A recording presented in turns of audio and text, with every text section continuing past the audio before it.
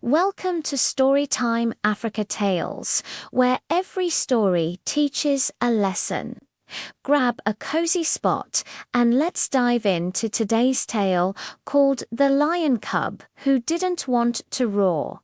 In the wide golden savanna of Africa, where tall grasses danced with the wind and the baobab trees stood like wise old guardians, there lived a young lion cub named Kato.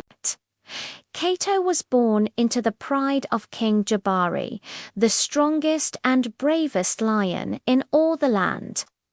From the very moment Kato opened his curious eyes, everyone expected him to grow into a mighty lion who would one day roar louder than thunder. But Kato had a secret, a big one. He did not like to roar. While all the other cubs practiced roaring at the rising sun, their little chests puffed out roar. Kato would sit quietly by the river. He preferred listening to the gentle songs of the frogs and the happy chatter of birds in the acacia trees. When he tried to roar, only a small, shy sound escaped his throat, like a tiny cough. The other cubs would laugh at him. Can a lion who doesn't roar really be a lion? They teased. Kato's heart felt heavy. He loved his home, his family, and all the animals of the savannah, but he feared he would never be good enough. He just wasn't like the others. One dry afternoon, as the sun burned bright and the land thirsted for rain, danger crept silently towards the pride. A group of hungry hyenas, their eyes gleaming, began to circle the lion's resting place. Their eerie laughter floated through the hot, still air, sending a shiver down everyone's spine.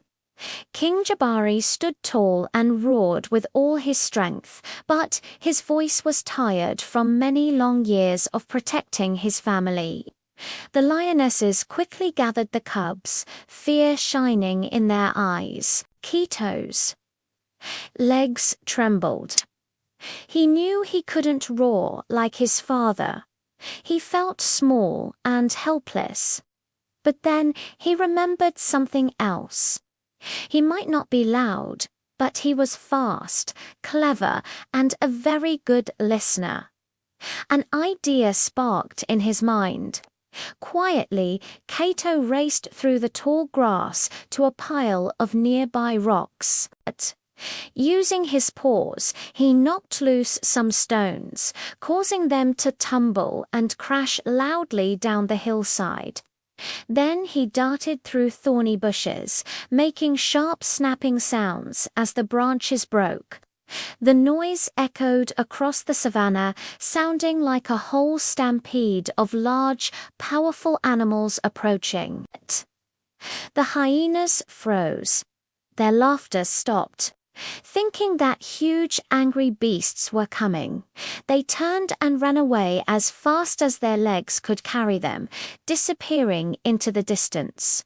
When the danger had passed, the entire pride gathered around little Kato. King Jabari looked at his son, not with disappointment, but with immense pride in his eyes. Today, the king said in his deep, rumbling voice, "You protected us all.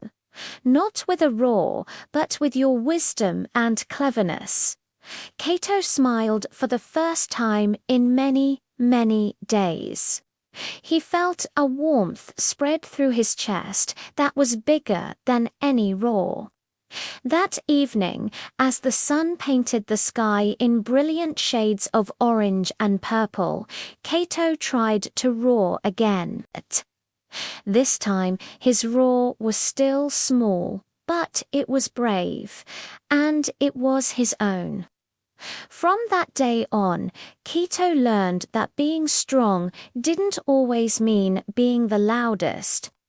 In the great African savanna, everyone remembered him as the lion cub who didn't want to roar but saved his pride anyway. And so, under the watchful baobab trees, Quito grew into a wise and respected lion who led with courage, kindness, and cleverness, proving that there is more than one way to be brave. Thank you for joining us for this story. If you enjoyed it, please like, subscribe, and hit the bell so you don't miss our next adventure. See you next time.